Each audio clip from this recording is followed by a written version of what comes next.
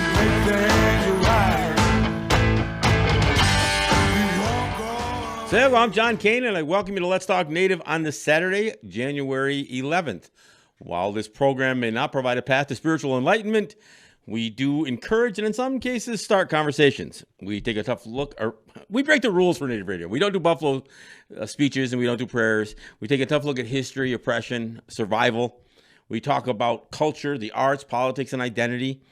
And we may step on a few toes along the way. But our real goal here is to bring people together by breaking down what separates us.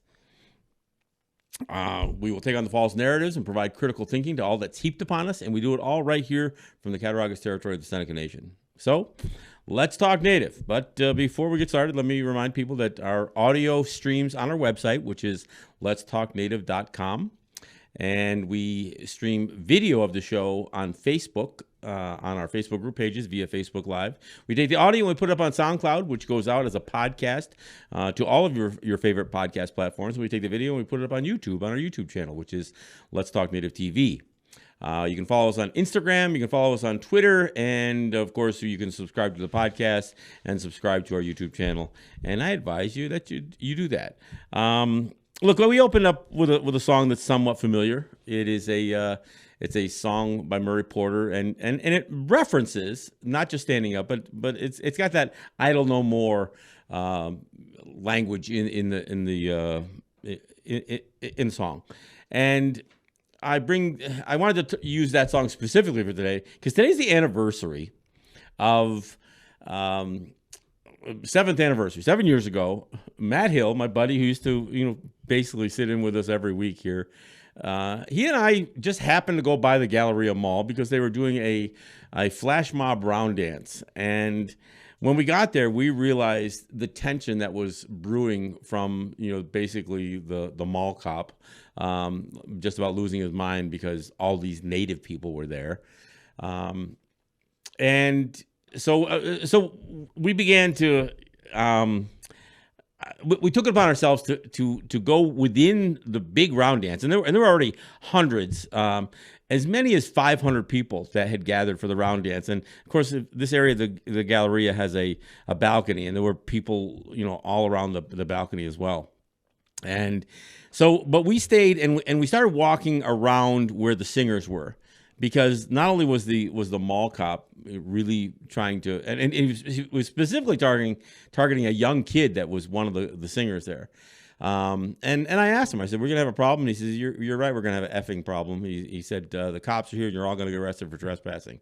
I said, "Oh, really?" So then I knew that there was going to be a police presence, real cops, not just Paul Blart,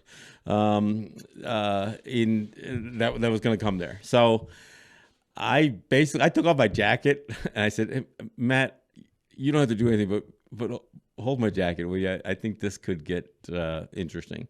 And sure enough, the cops came in and they made a line towards the singers, and I stopped them and got into almost a little bit of a scuffle and talked them down. I said, "Look, this is going to be over in a few minutes. Just be patient. Nobody's doing any harm here." But what started out as actually a physical altercation with a cop turned out to be a real good demonstration of tempering a certain amount of resistance with diplomacy. And I talked him down. The round dance went off, and then we all left. But needless to say, in the world that we live in, there was a lot caught on video. And one of the videos was taken from the balcony. One of my friends on Facebook, Cindy Lou, she took a good video, overhead video, and actually there's audio to it, so you can hear the music, you can hear her commentary. She actually calls me out by name in the video, and it's a pretty good video, and it really shows it. The funny thing is, having done what I did there, I didn't realize just how aggressive it looked. My wife called me up later and give me hell for nearly getting arrested on a Friday. See, we know getting arrested on a Friday is a bad deal because Oftentimes you're going to sit in jail till Monday because nobody's in a big hurry to get you in front of a judge on a Friday night. She turned that on me. She actually used that against me. That's my thing. Never get arrested on a Friday night. And she said, you know better than get arrested on a Friday night. I said, well, I didn't get arrested. I didn't really do anything. I just got his way. She goes, not the video I saw. So then I look at the video and says, yeah, it does look worse than it really worse than I remembered it. But so there was a video. I've got to post it up on my Facebook group page. You can look at it. And for me, I mean, look, I'm proud of what I did. I'm not saying everybody could have gotten away with it. And I'm not saying that I had some sort of special power. But I think I did mix up just enough of I don't know, a demeanor, I guess. Even as we grabbed a hold of each other. I mean, there's not only the video that I've got posted on my as a memory, basically, on my Facebook page, but if you go to YouTube, there's a bunch of up close videos. If you look at the video from overhead, you can see there's a whole lot of people sticking their phones, right there. And when you see the up close video, you realize that yeah, we're grabbing each other's shirt, and I've walked them back about 3 steps, and not the brightest thing to do. I don't recommend anybody grab a hold of a cop and shove them around, but he shoved me first. No, again, it was a spontaneous reaction, and to the extent that I did grab a hold of it and walk him back, I was trying to calm him down the whole time. And but no, it was an interesting thing, and I got to give Matt credit. Matt was there the whole time. He didn't just hold my jacket. He says, "Hey, you got a warrior flag in your pocket." He pulls that out, and then and actually, was running some interference too. But I mean, the good news is, a cop who came in there with a whole bunch of other police, on his heels, by the way. When we left there were like 12 cars out in the parking lot. So they showed up there for, expecting a major disturbance. Why? Because Native people were in the building. I mean, I in one of the posts I put up, I said, there's Matt and I serving and protecting our people against the cops. And that's literally what we were doing. I mean, this was a round dance, a flash mob round dance. That same mall a couple of years earlier had a whole bunch of people showed up there around Christmas time in that same general area and spontaneously broke out in Christmas carols, a flash mob Christmas carolers. And that was okay. But get a bunch of Native people in there there was nothing hostile or anything else. They're just hand drums and doing a round dance. So white folks can show up there and sing Christmas carols and take up space without a permit. Just do it. But let Native people do it, and people just lost their minds. But anyway, the good news is, like I said, I talked the guy down. There was no problem.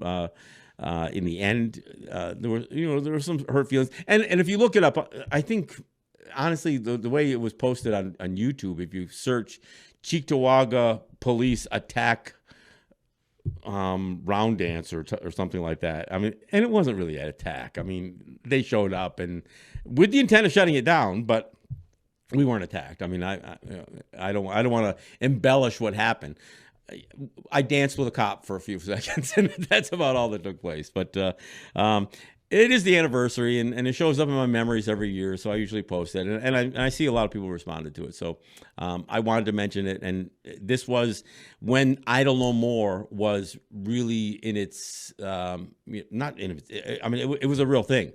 We haven't brought it back since then, and I think we need to. But that's not really what the topic of the show is. I mean, I am going to talk specifically on the show about what is ours. I mean, what things or what culture, what's the ideology that is ours?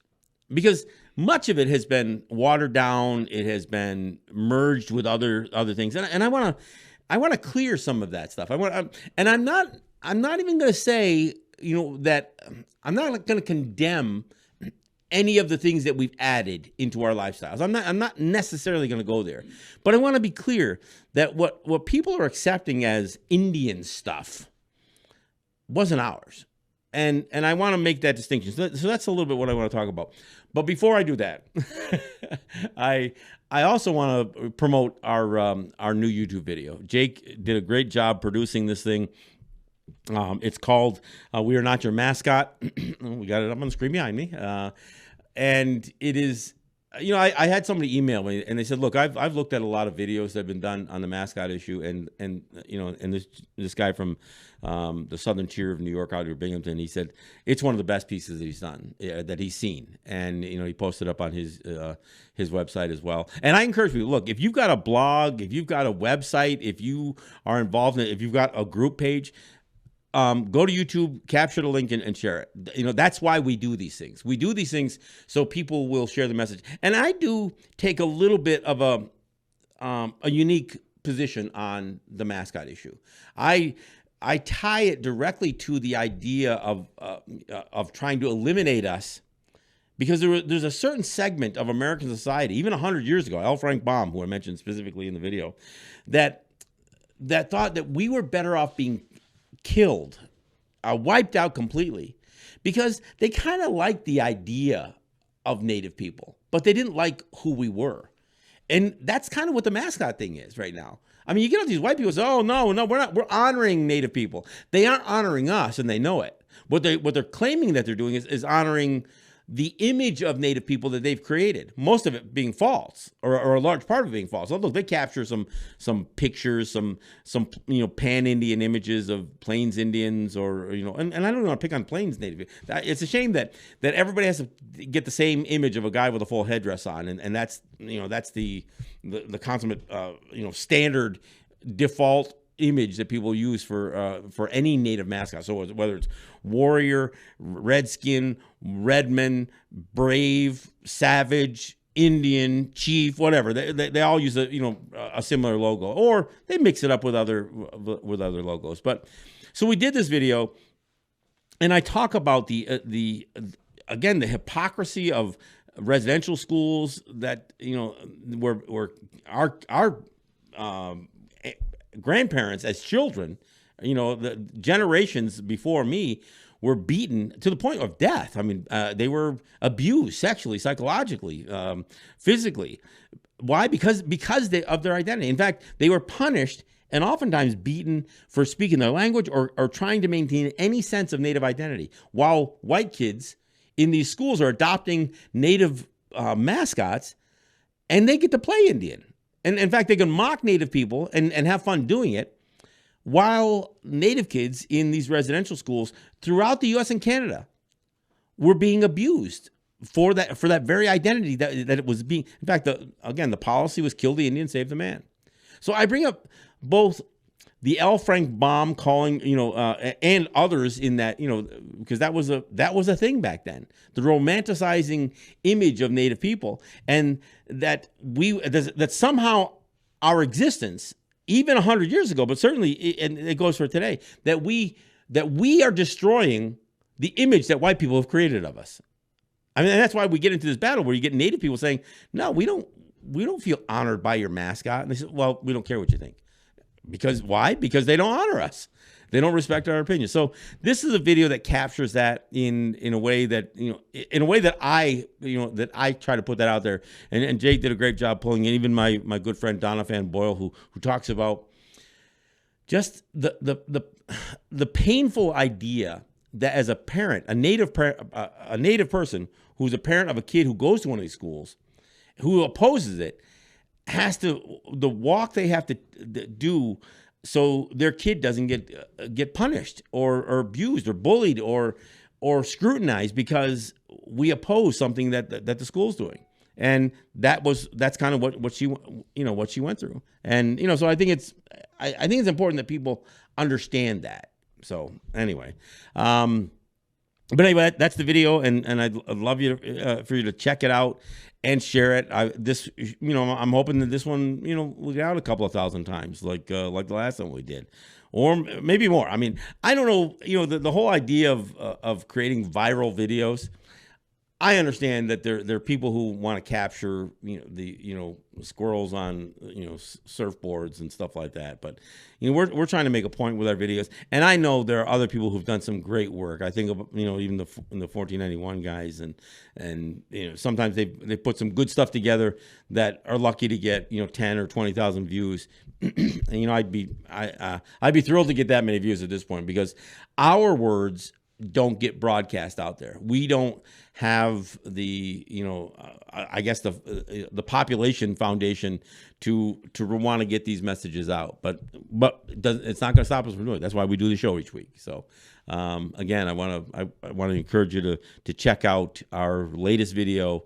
We are not your mascot. And please do share it. Post it, talk about it, and I guess the irony of us putting this video out on Thursday was on that same day in the news cycle, it came out that a school in Connecticut, Killingly, I don't know what kind of name that is, Killingly, Connecticut, their school board voted to return to using a racist mascot. They were the Redmen with all the native imagery. Of course, there's no native people there in the school district, and their school board had voted to retire the Redmen and go with Red Hawks. Well, they had a couple of Republicans. This turns into a Republican versus Democrat thing. They ran a few people onto the school board election specifically with the intent. Forget about things like the kids and education. They ran on a specific platform to replace two of the school board members who voted to retire the mascot, and with the idea of bringing it back. And sure enough, they did it. It's the first time. There's never been a situation where a school developed a conscience, got rid of a racist mascot, and turned around and brought it back. Locally here in Lancaster, New York, they tried to do that. The problem in Lancaster is the school board had voted unanimously to get rid of their red slur name.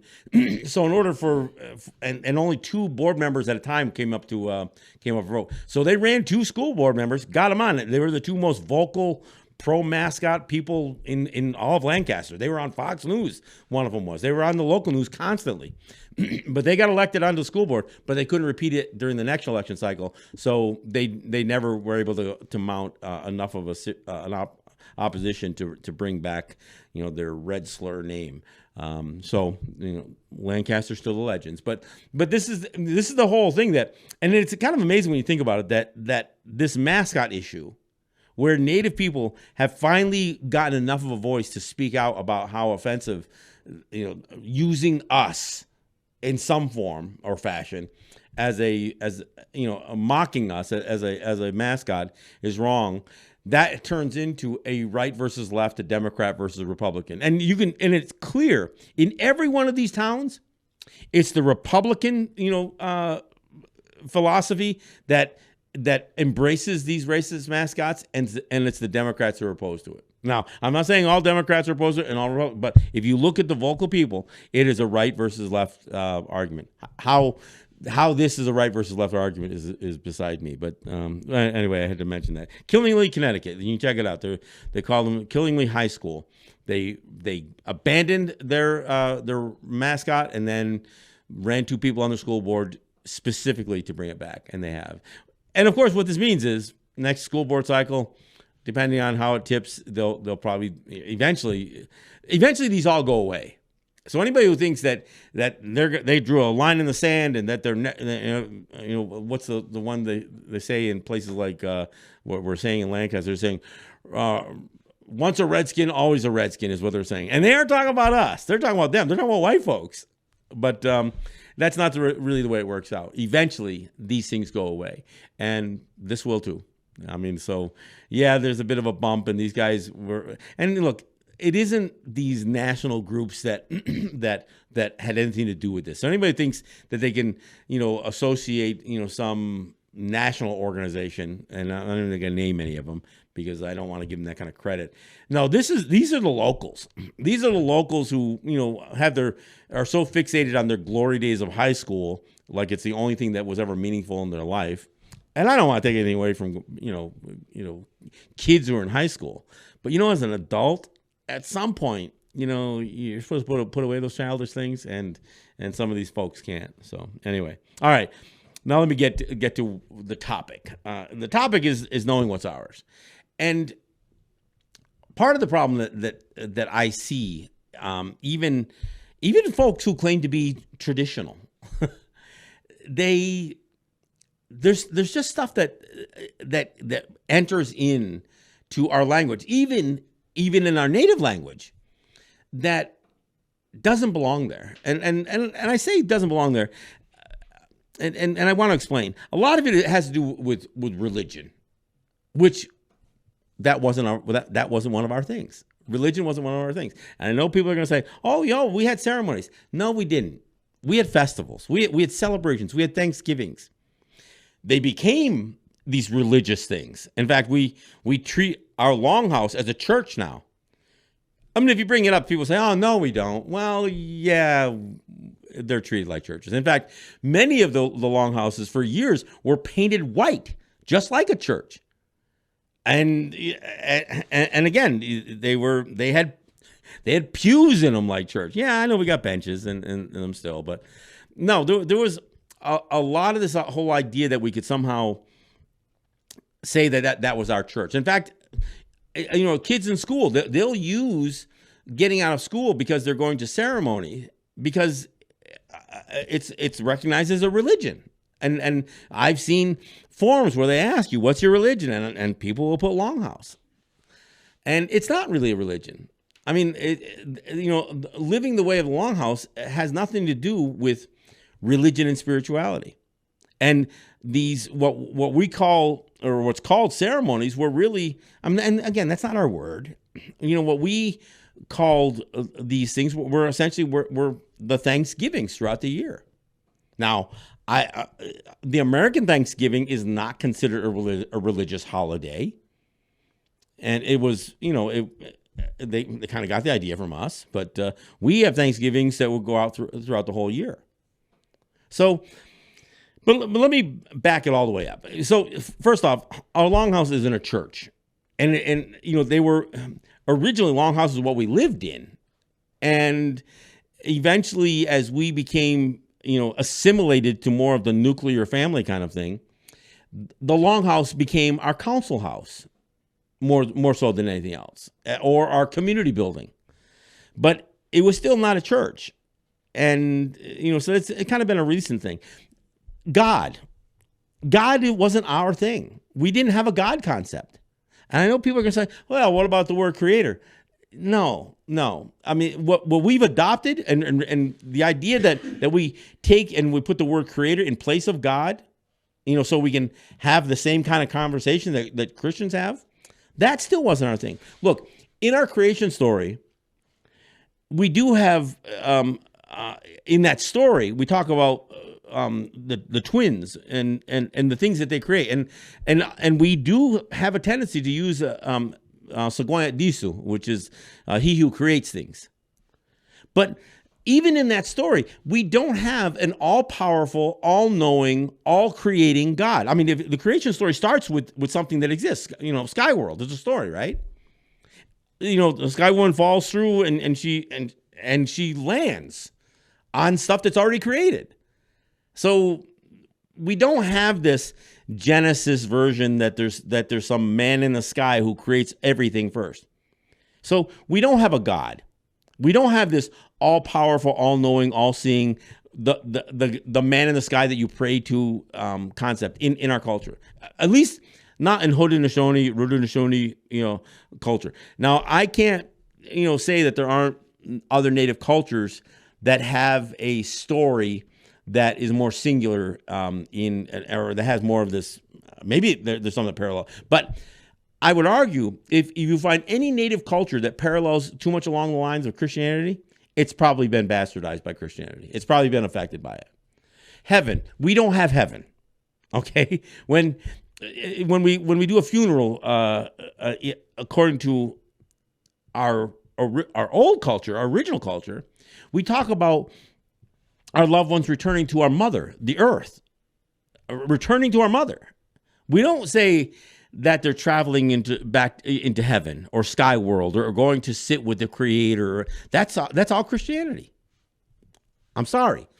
No, I'm not sorry. But if this offends somebody, it's the truth. When we do the Ohundo Guriwa Dekwa, and I play one, usually an hour before we go live, I play my version in English so people can hear it. And you can find it on my website. In fact, you can actually find it on SoundCloud. I should single it out and put it up on my website so anybody can hear. I want to re-record it anyway. I got a couple of glitches in it, grammatically things I screwed up, but I'd like to re-record it and put it out there. But what we do in the Ohun Degree with Dekwa, or what's called Gununyok, it's not a prayer. It's a way. In fact, Ohun Degree with Dekwa, what it translates to is the words we say before all else, and it means when we gather. When we gather, we do an opening, and that opening is about preparing the people who have gathered. It's about addressing the people who have gathered. That's who you're talking to. We're not praying to the Creator. We are addressing the people there. And what we do is we welcome the people in there, and we address them as the people who are there and the people that they left home to come to this gathering. We address the people. Then we start addressing from the ground up. And from the water up, we address the ground, the land that we walk on. We address the water, the plants, the animals, the fish, the things that crawl, the things that walk, the things that fly, all the things that grow. We talk about the water itself, the air, the wind, the storms, the clouds, the directions. We talk about all of these things, and then we go all the way up, and then we talk about the stars, and we call the stars our most distant relatives. This isn't like Lion King. We don't look at the stars and say, "Oh, that's where the great kings of the past have gone." No, that's Disney. That's cartoon. That's not our stuff. We don't look at the sky as a place that we go to after we die. When we refer to those stars as our most distant relatives, what we're saying is that we do have a relationship with them, and those are the most distant things that we can see. That we know we have and the relationship is one that we use for inspiration, because a night sky is pretty awe-inspiring. But we also use it because it charts the times of the year. We use it for direction. I mean, there's a lot of things that we acknowledge that when the stars come out at night, we have a relationship to even some people even get into stardust. And all of it. But that's what we talk about. We don't talk about it as the place we go to rest when we die. That's not our culture. So God's not our thing. The heaven's not our thing. Prayer isn't our thing. That's why I opened up the show and I said, look, we don't do prayers. Now, I'm not saying that if you somehow have to personify the power of creation, if that's the only way that you can wrap your head around that, I'm not condemning that. I'm just saying that that's not the way our culture did it. I mean, our story of the creation story is not about personifying God or creating a God. That's not what it does. But if that's what you do, if you meditate and if you pray as a way to reflect your own thoughts and do some things for yourself, whatever, you do that. If you're a Christian, if you adopted that belief system, I'm not condemning it. I'm just saying that that's not ours. So all of the lost tribe of Israel stuff that we're all this stuff that people have tried to throw onto us and bring in to say this is who we are.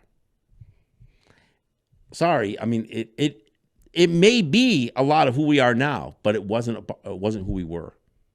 What I'm saying is we've been changed by this stuff.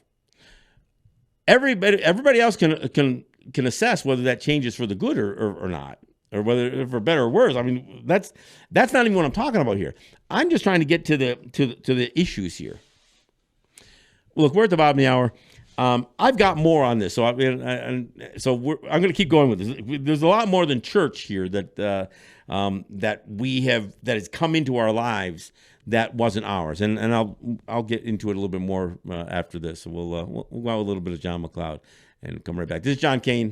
This is Let's Talk Native.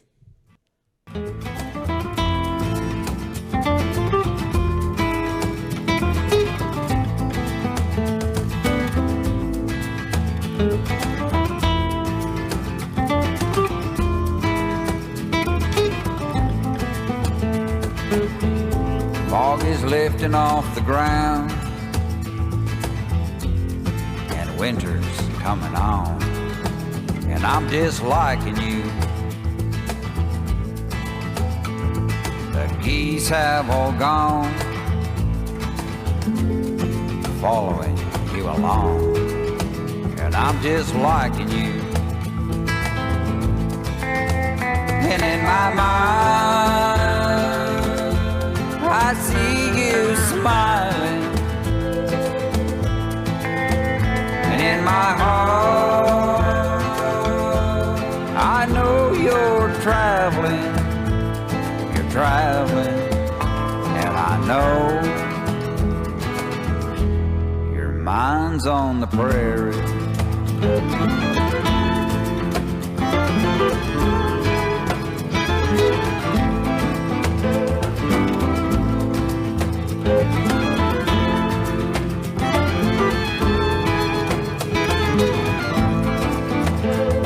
Our love is all gone,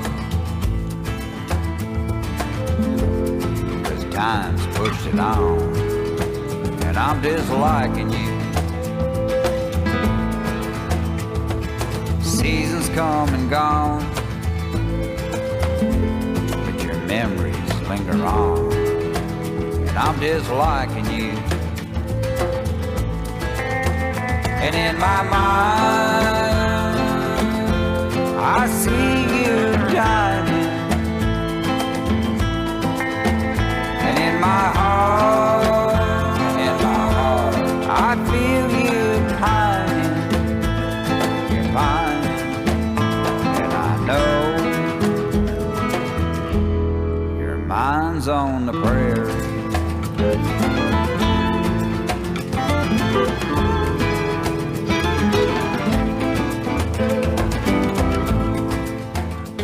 All right, thanks for coming back. This is John Kane. This is Let's Talk Native. I want to thank our sponsors. I want to thank Ross and Holly John and the RJE family of businesses, Eric White and ERW Enterprises, the good folks at Grand River Enterprises and Native Wholesale Supply.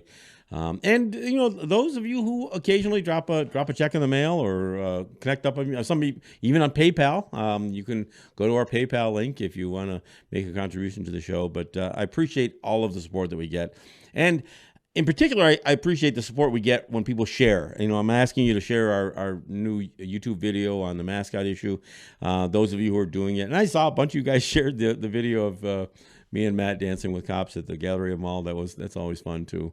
But no, you help get the word out. You help promote what we do. You know, and that's really what I'm asking of you is to not only hear the conversation, but have the conversation. And when you send it out, that ends up being you participating in the conversation and have the conversation at home, in your community, and that kind of stuff. So whatever we're talking about. Look, I'm grateful for all that. Hey, what I didn't mention at the opening, I do have to say, not only did Jake Proud do a good job on our video, but Jake's in studio with me every week. He manages the audio and the video, and helps get this stuff out there. So, all right, let me get back into it. Actually, two things I want to talk about before I get back into what I was previously talking about. Two news items, and I look, these aren't my topics necessarily, but so a Ukrainian airline gets shot down. It turns out got shot down in Iran right when this skirmish between the U.S. and Iran is going on. And it turns out Iran shot it down. The interesting thing was, although it took a few days, Iran admitted it. They said, look, it was a mistake. You know, one of our guys did it, and it was a mistake. But they owned it. Now, the real reason I mention it is people may forget, but in 1988, the United States shot down a passenger plane, an Iranian passenger plane. And to this day, have never fully accepted responsibility. They claimed that that Iran somehow should be held responsible because they weren't responding to the call. I mean, and when the UN checked out what the United States had done, they said, "Look, you never tried to reach them on a commercial band. It's like dialing the wrong phone number and blaming them for not picking up. They were trying to reach them on a military band, warning them." And if this is a commercial airline, there would be no reason that they would be hearing that. But the United States blew it out of the sky. And they had more, it was less of a knee-jerk reaction. They made a conscious decision and could not clarify. They said they misidentified this thing. They actually paid out like $63 million to the family members of the victims of this thing. But they would never fully take responsibility for it. So even in something as tragic as people being killed on a passenger airplane, the United States looks worse than Iran. Sorry. All right, one other item. I got to talk about the local congressman who is up for sentencing, Chris Collins. There's been over 100. There have been over 100 letters written to the judge asking for leniency from this guy, saying how remorseful he is. Can I revisit that just for a second? Let's be clear. Chris Collins, who not only used his position as a congressman to encourage a bunch of people to buy stock in a medical company that he was involved in, a foreign medical company, but then used his insider information, knowing that they had failed some sort of clinical trials, to sell his stock, tell his son to sell his stock, and his son's future father-in-law to sell their. So he used insider trader information and broke the law, and then was called out on it. He was indicted. He pled innocent or not guilty and would plead his innocence for over a year. He would actually run again as a congressman, run for Congress, swearing in his innocence the whole time. And of course, the morons on the right here managed to reelect him in spite of the fact that the evidence was pretty clear. But he swore. He said, "I'm going to be vindicated in trial, vindicated in trial." Then in the 11th hour, he pleads guilty. And now everybody's supposed to believe that the guy's remorseful? He ran for office swearing his innocence and won. He lied to everybody. This wasn't a guy who had remorse. I mean, this is a guy who should go. He should go to prison in the same way that any low level guy who steals from people and commits a crime would go to prison. Let him do some black time. Let this white man do some black time. I don't know. I'm disgusted by the whole thing. But anyway, I wanted to mention those two things because, as well. There were almost 100 people who wrote in asking the judge to throw the book at him and give him the max. But just the idea that so many of these people would rally to this guy and then claim that he is so remorseful and that it was just a momentary lapse in judgment, when this guy would keep that lapse going for over a year as he ran again for office. I mean, the hypocrisy is just incredible. All right, let me get back into it. Again, the things that are in our culture, like I said, when we do the Ohundu or the Gununyo, that's not a prayer. We aren't a praying people. Why? Because we don't have this fictitious person or this entity to pray to. Now, my grandson, our kids are taught, even when they hear something about Native people, when Native people, when they hunt, they would offer their thanks and appreciation to the animal that they killed. Well, look, let me clear that up too. Look, to express remorse and gratitude when taking the life of an animal for food, it's the animal didn't donate his life. I mean, the animal didn't. You can't thank them because the animal for what he did. The reason you do that is for the rest of the party, the hunting party, especially the young ones. So the whole idea of doing this, including these ceremonies, festivals, part of the reason we do the things, part of the reason we do the opening, the Ohundu Vitekwa, is to remind people that we should not grow callous as we have to do some of the tougher things in life, including, feed ourselves. I mean, whether we're taking the life of an animal or a fish, or even taking the plant life. We do an acknowledgement for that too.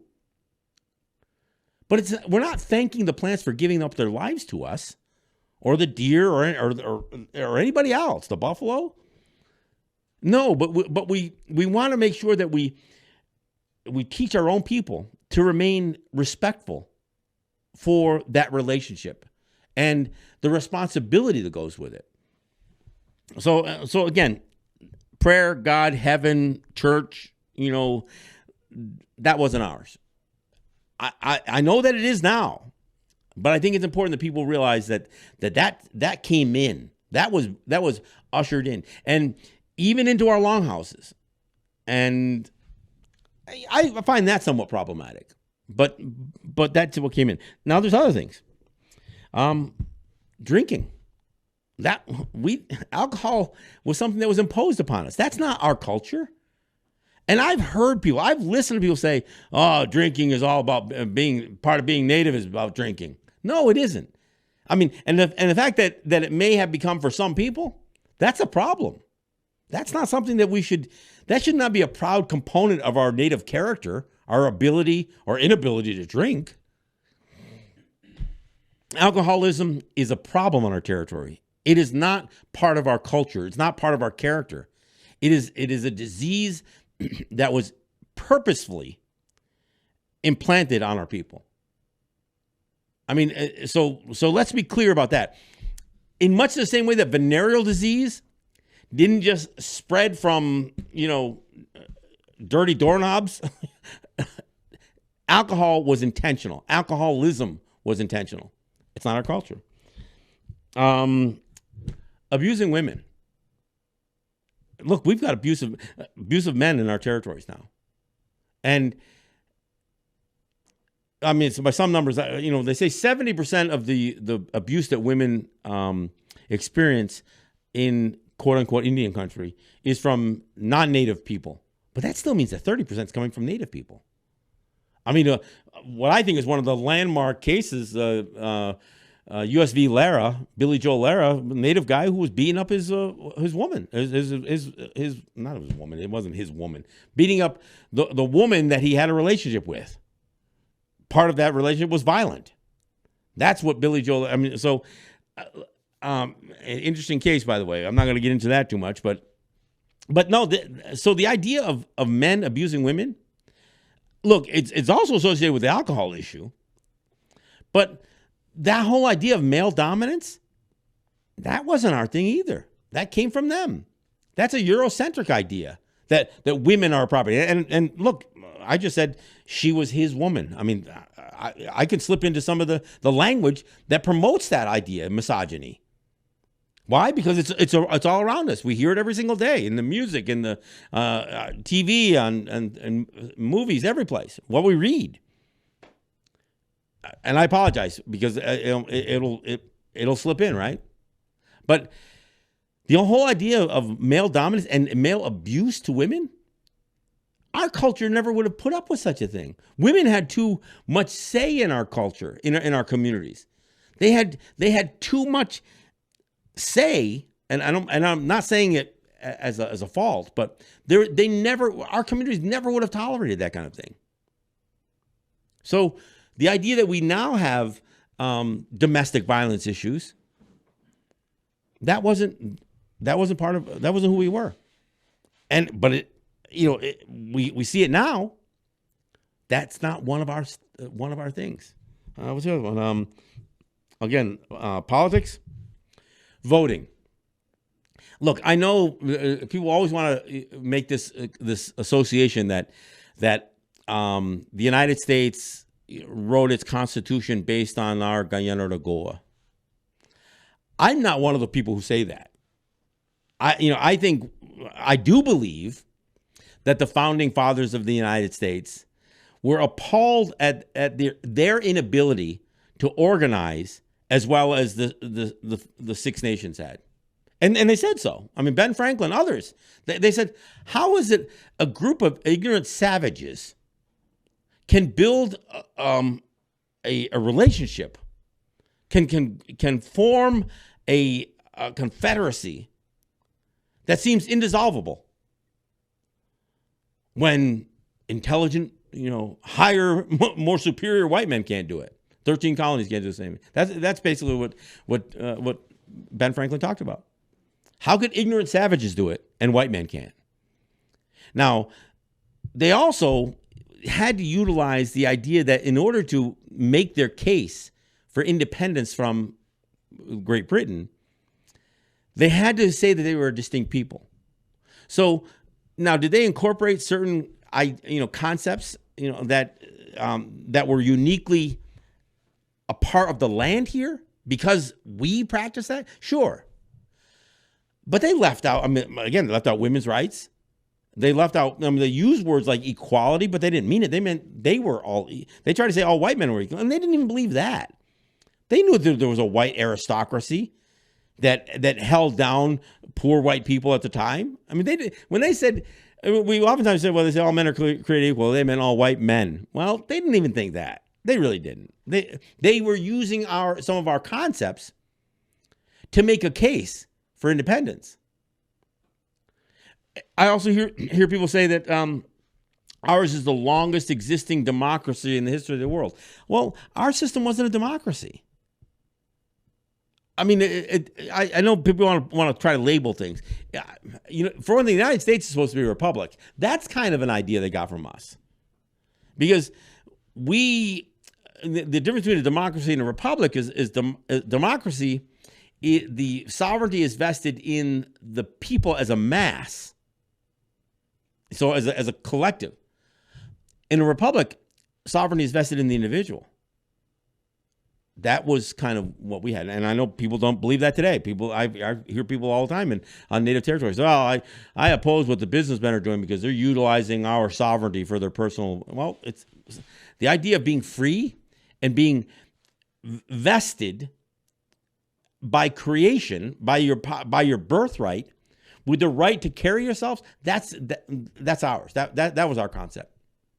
So there are some things that do make it into, at least superficially, into some of the other cultures. The idea of being free, that's and free in a way that defies what white people called freedom, but not. We weren't this voting democracy. We didn't have the concept of, because the other thing about democracy means it's supposed to mean majority rule. So if you take a mass of people and you divide them up perfectly in half, and one person goes to the other side, then that half plus one rules over the half minus one.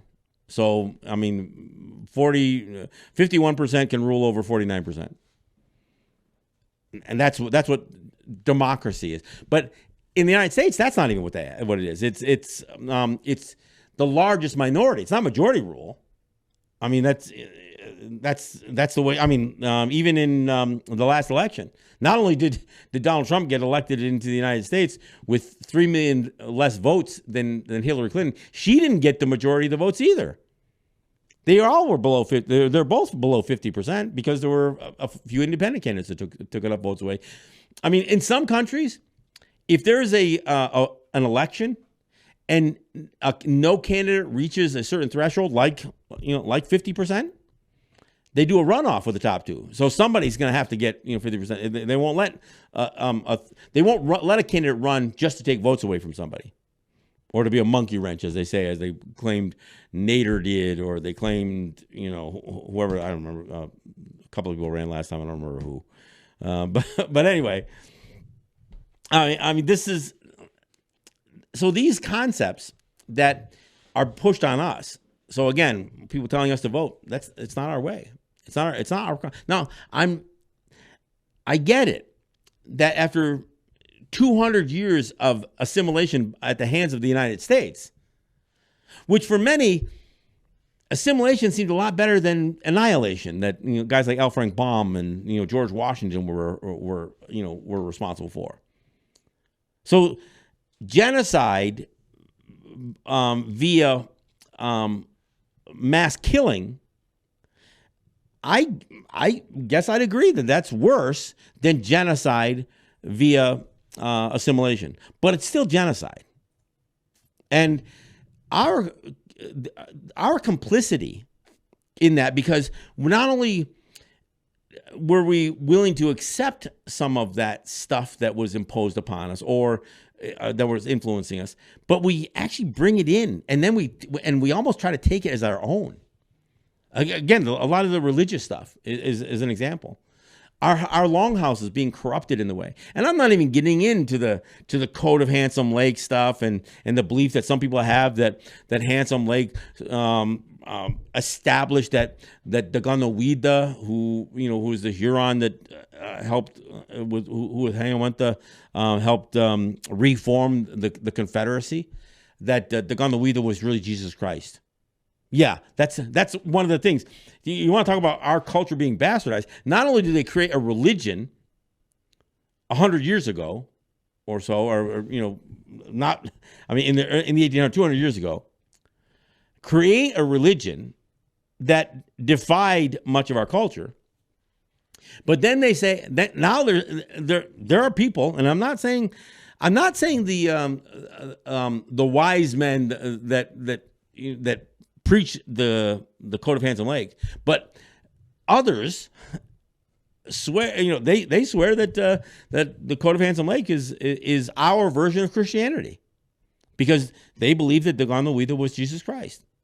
That's like the lost tribe of Israel stuff, all that stuff, and none of that stuff is supported. I mean, somebody asked, again, my buddy Matt, well, what proof is there that there was no a God concept amongst the Haudenosaunee? Why? Because there's no mention of it. We had a pretty productive oral tradition, a pretty accurate oral tradition.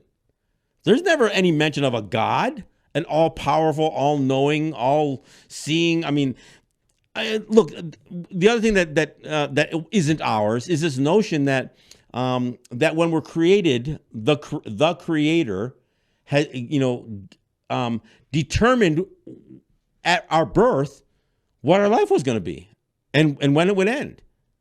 That's like saying, well, it doesn't matter if you overdose with drugs because you're going to die that day anyway. And I actually heard people say that at a funeral for somebody who died of an overdose. And I'm saying, no, we shouldn't encourage the idea that a non-healthy lifestyle is irrelevant when it comes to loss of life. We shouldn't. Look, we're battling diabetes and substance abuse and alcoholism and all kinds of other things. We should be doing everything we can to encourage people to live a healthy life, mentally healthy as well, not just physical health. But when I hear people bring in these things, and it all sounds new agey but it's not ours. So again, let me talk about what is ours. What is ours is respecting the relationships that we have with all of creation. That is what is ours. That's why we do the Ohundaguriwa Dekwa. That's why we talk about all of the other parts of creation. And look, sometimes that opening, look, I recorded one about 25 minutes long. And if that seems like a long time, that's a short one, folks. I've heard these openings done that went on for hours. And yes, most of the time they're done in the language, but I've heard them done in English as well. And in doing so, what you're trying to do is you're trying to establish, part of it is about, making our minds right. So if we talk about the things that once you hear it, you have to agree with it. Yes, we understand our relationship with wildlife, with creation, with the land, with the water, with the air. I mean, so we say these things so we can bring our minds together. And we say, now our minds are one. So when we're going to, especially if we're going to talk about something that can be divisive, we at least want to start at a place where we're in agreement. And we want to respect each other. And we want to make sure that as we're going to make decisions, again, keeping in mind the seven generations concept, that we understand what our relationship is today so that we do no harm to the next 7 generations. And in particular, we have a responsibility to do no harm to those faces that we will never see, our relatives that we'll never see. I mean, look, I see people who know that the world they're leaving their child is not going to be as good as the world they grew up in. And that's just a travesty. I mean, that's a crime. Not against humanity. It's a crime against life, against the planet. So I know people who can turn their backs and bankrupt and mortgage the future of their children by their activities, by their consumption, by what they do to the planet, what they do to the air, the water, and everything else. Forget about 7 generations. They can't even take responsibility for the next one. I've heard men and women, but the saddest thing is to hear a woman say, I'm not sure that I want to bring a child into this world. Man, that's a terrible thing. Look, I realize that I'm just about out of time. So a couple of things. Look, we will be back here on Tuesday. I am back going to New York each week. I encourage you guys to check out my show in New York as well. I realize that listening to a 1-hour show of Let's Talk Native is it goes by pretty quickly. The show in New York is a 2-hour show. But the interesting thing about the 2-hour show in New York is especially the second hour, but sometimes even the parts of the first hour, I take calls. And I get calls from all over. And again, I want to encourage people who listen to my show here, even if you don't listen live. I encourage you to try to take some time and listen to my live show in New York, because then you can call in. You can call. We've got it's a 212 number. I posted up at 212-207-2877. That's 212-20. Geez, I want to say 9. I'm 9. Anyway, we'll get the number out there. But I'd love for some of you who listen to Let's Talk Native to call in, because look, I get a lot of New York calls, and some of the people I get who call in from New York, they're diverse. They're a diverse crew, and most of them embrace what I'm doing on radio in New York. But man, I get a few people, and and some of them are overtly racist, and some of them are some of them don't even think that they're racist, which is maybe even worse, I guess. I don't know. But look, I'd love to have more of you participate in my show in New York as well. I do events down there as well. If you're traveling to New York, let me know. I mean, if you're a fan of the show, if you're a listener to the show, let me know. No, because if you're traveling to New York and it happens to be at the end of the month, I'd love to, personally invite you to, to come to one of my film screenings or one of the events that I do in New York City. So I just wanted to put that out there. Again, YouTube video, Let's Talk Native TV. That's where you can find all of our videos. And we've got some great ones. Ruth Bader Ginsburg on the Doctrine of Discovery. We did again, this mascot. What's the other one? Columbus. Columbus in his own words. That's the one that's actually our most popular video. That's the one that said the most views. But, we're not cracking 10,000.